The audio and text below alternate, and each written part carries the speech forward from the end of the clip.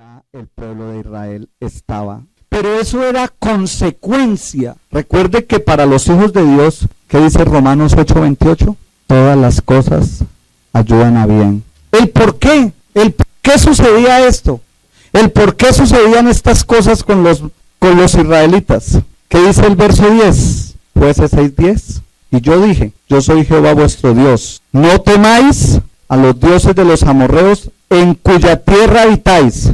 ¿Me ayudan a leer? Pero no obedecido mi voz. No era gratis esta situación. Era el producto y eran las consecuencias de una desobediencia a la voz de Jehová. Era una desobediencia a los mandatos de Jehová. ¿Será que ellos no habían oído la voz de Dios? ¿Será que ellos no conocían la ley de Dios? ¿Será que Jehová no se había pronunciado al pueblo? Claro que sí, mis hermanos. Claro que sí, la ley de Jehová estaba ahí. La voz de Jehová estaba ahí. Pero ¿qué dice el texto al finalizar el texto? Pero no habían obedecido. Es la consecuencia de la desobediencia. Es la consecuencia de no escuchar la voz de Dios. Es la consecuencia de no acatar el mandamiento divino. Lamentablemente para nosotros los escogidos, que no está en discusión la salvación, que no está en discusión la gracia, que no está en discusión si Dios nos ha llamado o no nos ha llamado, porque eso lo tenemos claro. ¿Quién no lo tiene claro? Y entonces nos vemos el miércoles a las 3 de la tarde y se lo explico. Dios nos ha llamado y nos ha dado la gracia de su salvación. Pero el pecado que nosotros cometemos trae unas consecuencias. Las desobediencias traen unas consecuencias. Quizás nos alcanzan esas consecuencias de una vez, quizás nos alcanzan más adelante, pero en otras ocasiones nos van a alcanzar lueguito. Pero tarde o temprano las consecuencias de nuestros pecados y de nuestras faltas nos alcanzarán. Y llegó la hora de asumir las consecuencias el pueblo de Israel. Mas sin embargo, Dios tenía el plan para salvar a Israel. Mas sin embargo, Dios ya había escogido la persona, ya había escogido la situación. Pero dice el pasaje bíblico que la pregunta de Gedeón es: ¿por qué nos sucede esto? Señor, si yo te sirvo, Señor, si somos tu pueblo, Señor, si es que yo de pronto me arrodillo a orar, Señor, si es que yo intento servirte, Señor, es que yo soy cristiano hace 40 años, Señor, y es que yo oro, y es que yo ayuno, y es que yo te sirvo, ¿por qué me sucede esto, Señor? Esa era la pregunta que se hacía Gedeón, pregunta que nosotros quizás nunca nos habremos hecho, o de pronto sí la hacemos. Señor, ¿por qué a mí? ¿Por qué, Señor? Si yo te sirvo, Señor, si es que yo voy a la iglesia, Señor, si yo incluso voy los domingos a las 10 de la mañana, temprano, puntual, ¿por qué no sucede esto? ¿Por qué me pasa? ¿Por qué a mí otra vez? Y el Señor dice el mensaje que le da a las iglesias: yo conozco tus obras, yo conozco tus obras. Y le contesta aquí a Gedeón: pero no habéis obedecido mi voz. Mas sin embargo, mis hermanos, nosotros tenemos un Dios grande, poderoso y misericordioso. El llamamiento de Gedeón de parte de Dios tiene unos aspectos muy importantes, unos aspectos de fe, unos aspectos de el Dios soberano, unos aspectos de la misericordia y de la fidelidad de Dios. Vamos a mirar algunas notas importantes que dice. No era fácil, porque somos humanos. No es fácil porque a pesar de que tenemos la unción de la presencia de Dios, a pesar de que tenemos la gracia de nuestro Señor y a pesar de que tenemos el Espíritu Santo, lamentablemente todavía estamos bajo una humanidad y una carne. Y sencillamente el mundo a veces nos intimida. Gedeón estaba intimidado por sus enemigos. ¿Qué dice el verso 11? Y vino el ángel de Jehová y se sentó debajo de la encina que estaba en Ofra, la cual era de Joás, y su hijo Gedeón estaba sacudiendo el trigo en el lagar para esconderlo de los madianitas. Él también estaba asustado, él también sufría las consecuencias. No solamente era el pueblo, fíjese que Gedeón también era una víctima más de los madianitas. Gedeón también estaba asustado. ¿Esto qué me muestra? Que Gedeón también tenía miedo. Gedeón también era de carnita y de huesitos. Gedeón también se acorralaba por la situación. No era capaz de enfrentar las cosas, las situaciones, porque él se estaba mirando a él mismo con sus ojos superficiales, con sus ojos carnales. Él mismo se miraba y decía, ¿seré yo? ¿Yo seré capaz? A eso que lo hable y que lo diga el hermano Samuel, que es un ungido de Dios, pero yo no soy capaz. Eso que lo haga el pastor, eso que lo haga Julano de tal, eso porque la hermanita eso sí lee y conoce y para la gloria de Dios ella habla, pero yo de pronto no soy capaz. Porque a veces nos pasa lo que le pasaba a Gedeón, se estaba mirando con sus ojos terrenales, con sus ojos carnales. Él veía sus propias condiciones y no sabía lo que Dios le estaba dando. Él no era consciente de lo que Dios le estaba dando. No era consciente del liderazgo que Dios estaba depositando en él. Porque, mis hermanos, nos suele suceder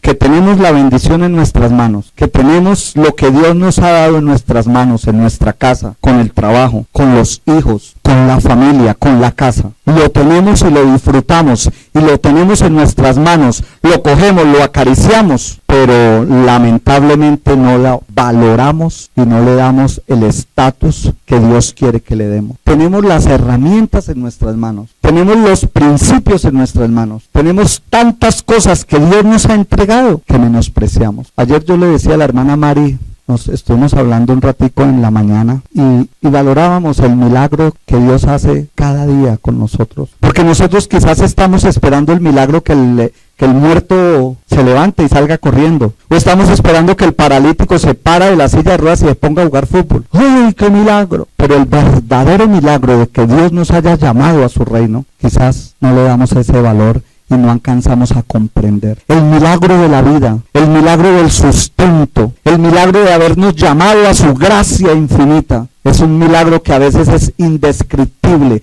Las cosas que le ha entregado en sus manos. Me acuerdo las palabras del profeta a la viuda buscando tesoros, buscando soluciones, buscando estrategias, buscando a profesionales, buscando en un lado, buscando en otro, y el profeta le dice a la viuda, ¿qué tienes en tus manos? Y eso que tienes en tus manos es lo que Dios va a desarrollar y lo que Dios va a multiplicar. La hermana Zunilda nos ha enseñado una palabra bonita cuando ella recoge la ofrenda, dice, es que Dios hace el milagro en las manos de los discípulos cuando empieza a repartir. En las manos de ellos es que Dios hace el milagro.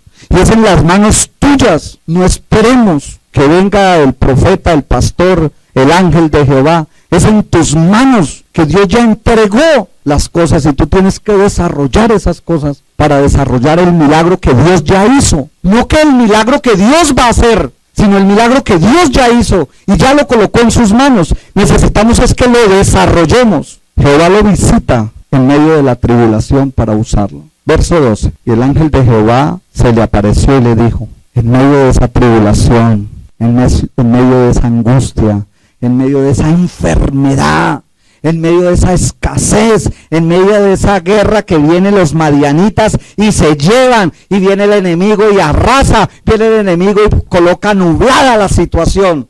En medio de esa situación, viene el ángel de Jehová y le dice a Gedeón, no temas. Esas son las bendiciones de nosotros, que viene cada instante el ángel de Jehová y viene a nuestras vidas. Y leamos qué dice el verso 12. ¿Qué dice? 3 cosas, 3 principios que el ángel le dice y le está diciendo a usted y a mí. 3 principios que le digo a Gedeón y hoy nos está hablando a nosotros. ¿Qué dice?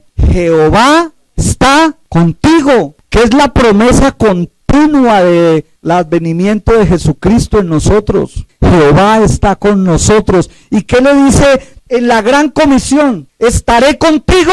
Por favor, repitámoslo, que lo sabemos, pero a veces se nos olvida. ¿Estaré contigo hasta el fin de los días? Se va Señor Jesús y los discípulos angustiados, y el Señor Jesús le dice, no tema, porque estaré contigo hasta el fin, hasta el último de los días. El ángel de Jehová le dice a Gedeón y le dice a usted, y le está diciendo la palabra de Dios a usted, mi hermano. No espere que venga alguien a decírselo por radio o a través de un sobre o a través de una ofrenda. No, es usted misma, usted mismo. Lea la palabra del Señor y entienda la voz de Dios que le está diciendo, Jehová está contigo. Primer aspecto. Segundo, esforzado. Hasta este momento era un pesimista. ¿Yo? ¿Se acuerda las palabras de Moisés? Pero yo, si soy tartamudo, ¿cómo yo? Pero yo, si soy el menor y no sé nada. ¿Cuántas veces esas palabras están en nuestra boca? Pero yo, es que yo no sé hablar, yo no sé decir, yo no sé hacer, yo no sé ir, yo no sé negociar, yo no puedo. Venga y hable por mí. Pastor, es que lo llamaba porque es que resulta que es que en la casa hay esta situación y como Dios a mí casi no me escucha y a usted lo escucha, bueno, pongamos que usted nunca ha dicho eso, pero ha oído eso y a pesar de todo, Dios le está diciendo, con permiso, Henry Andrés, con permiso, usted es esforzado. Y yo creo que es que el Espíritu Santo quisiera meterle un copito Johnson allá para abrirle esos oídos. Oiga, pero abra esos oídos, porque usted es esforzado. Y no solamente queda ahí, termina diciéndole, usted es valiente. Usted y sobre todo los santanderianos. ¿Usted cree que valiente se refería a Gedeón, que era un Sansón así? Masa muscular, abdomen de chocolatina. ¿Será que Gedeón tenía ese perfil? No, mi hermano. Pero es que Dios lo estaba mirando a través de los ojos de él. Dios lo estaba mirando a través de los ojos de sus propósitos. Dios lo estaba mirando a través de la voluntad eterna y maravillosa de él. Pero lamentablemente nosotros siempre, casi siempre, miramos las situaciones con estos. Y lo máximo que vemos es lo que me dio. Cuando nos caemos y entonces un poquito más. Pero Dios lo mira como un guerrero fuerte. Dios te está mirando. ¿Por qué estás en esa situación? Yo no sé, no quiero personalizar eso, pero sí quiero que cada uno se meta en su situación, en su enfermedad, en su economía, en su familia, en esos hijos o en esos padres. Cada uno metámonos en nuestra situación. ¿Por qué Dios te tiene en esa situación? Simplemente porque Dios te está viendo a ti como un valiente, como un guerrero, fuerte. Pero lamentablemente en el versículo 15 podemos mirar que Gedeón estaba avergonzado. Y esto lo miramos desde el versículo 13. Ay, Señor mío, si Jehová está con nosotros, ¿por qué nos ha sobrevenido todo esto? ¿Dónde están tus maravillas que nuestros padres han contado diciendo? ¿No nos sacó Jehová de Egipto y Jehová nos ha desamparado? ¿Dónde está ese Dios? Por allá hay una canción bien bonita, no sé si usted la ha escuchado. Empieza el cantante, ¿no? Empieza la persona. ¿Dónde está ese Dios que abrió el mar rojo? ¿Dónde está ese Dios poderoso? ¿Dónde está ese Dios grande? Haciéndole el reclamo a Dios, ¿no? ¿Dónde está ese Dios poderoso? Ese Dios que multiplicó panes, ese Dios que levantó a muertos, ese Dios grande, ¿dónde está? Entonces Dios contesta a la persona, ¿no? ¿Y dónde está ese David? ¿Dónde está ese Samuel? ¿Dónde está ese Pablo? ¿Dónde está ese Elías? ¿Me hago entender? Verso 15. Entonces le respondió, ¡ay, Señor mío! ¿Con qué salvaré yo a Israel? ¿Yo?